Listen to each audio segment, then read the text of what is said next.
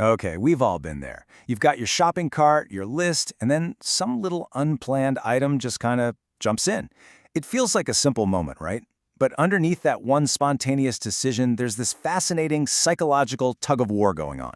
Today, we're going to dive deep into the surprising science of why we do it. You know the feeling? I know you do. You run into the store for milk, just milk, but then, oh, you see that new flavor of ice cream, a magazine catches your eye, maybe those batteries you might need someday. Before you know it, you're at the checkout with a basket that's way fuller than you planned. So, what is actually happening in our brains in those moments? And if you think it's just you, think again. In a survey for the very study we're looking at today, a whopping 86.7%, that's almost 9 out of 10 shoppers, admitted to buying more than they had planned. See, it's not some personal failing, it's just a deeply, deeply human behavior. So let's get into how researchers figured all this out. Right. So how in the world do you study an impulse that's so universal? Well, researchers found the perfect real-world laboratory in Bali. Yeah, Bali. They decided to observe shopping during a major cultural festival, a time when buying things is absolutely packed with emotion and meaning.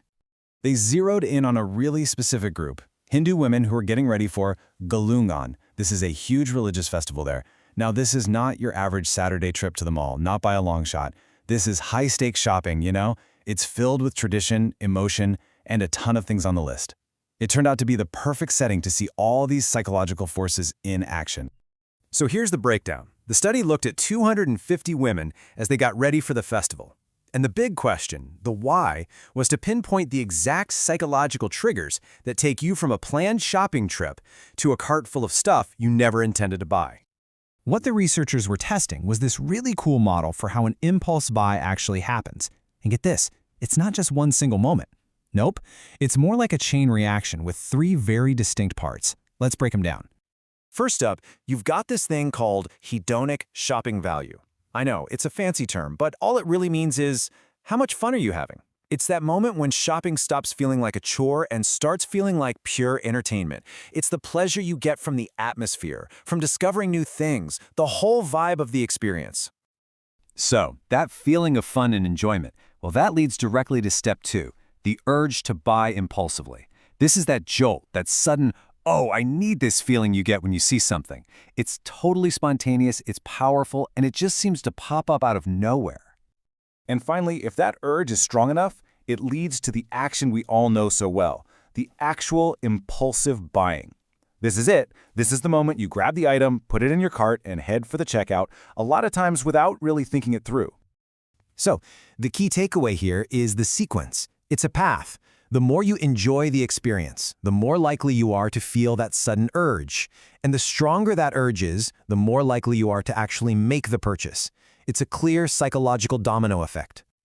And what's wild is that the data from the Bali study confirmed this model completely. The researchers found a really significant link between having fun while shopping and feeling that urge to buy. And then they found another big link between feeling that urge and actually making the impulse purchase. The chain reaction? It's totally real. But hold on. If that were the whole story, we'd basically be powerless against every shiny object we see. Luckily, our brains have a built-in secret weapon, a counterforce that can break this chain, and that is self-control. Here's a really key insight from the research. We feel the urge to buy things way more often than we actually act on it. Think about that. There's a gap between the desire and the action. And what happens in that tiny little gap? Well, that's everything. So to understand this, we can look at what psychologists call the dual system theory. Just think of your brain as having 2 competing systems. You've got the impulsive system. That's your emotional, fast-acting, go-go-go brain. But you also have a reflective system, and that one is logical, it's slow, and it's the little voice that says, hey, wait a second. And self-control? Well, that's the superpower of your reflective system. It's like a cognitive muscle you can use to hit the pause button, to step back from that emotional urge and ask, do I really need this? Is this actually in my budget? Does this fit with my bigger goals? The study showed just how powerful this is. For people who felt a really strong urge but had low self-control at that moment, yeah, the chance of an impulse buy was super high. But for those who felt that exact same strong urge but were able to tap into their self-control, the likelihood of buying just plummeted. Self-control is literally the brake pedal for your brain. So what do we do with all this information? Well, it reveals 2 very different playbooks. There's the one that retailers use to encourage us to make impulse buys, and then there's the one you can use to manage them. Retailers are absolute masters at this. They know that if they can crank up your hedonic shopping value, make it fun, they can start that whole chain reaction. It's the whole idea behind retailtainment, turning shopping from a task into an event. It's why they spend so much on pleasant music, appealing scents, and really clever store layouts. It is all designed to get your impulsive, go, go, go system firing on all cylinders.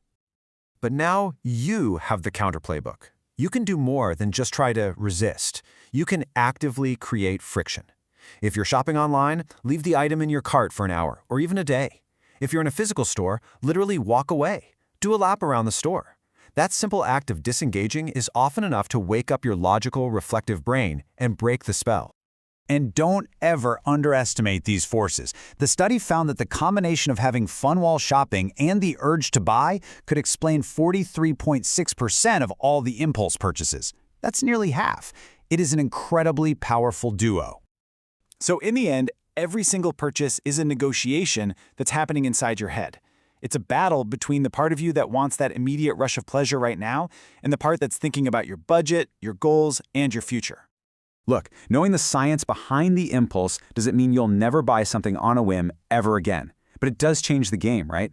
It gives you the awareness to recognize what's happening in the moment. So the next time you feel that pull, that urge, you get to be the one who decides who's making the call.